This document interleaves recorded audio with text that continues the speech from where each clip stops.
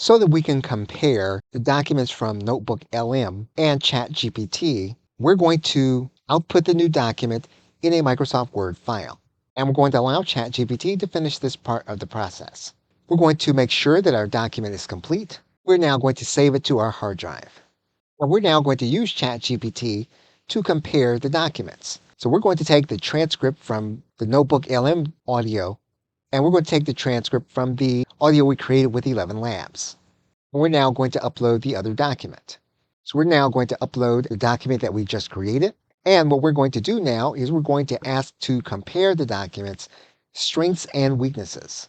Okay, so we have our prompt, and we're now going to click Enter.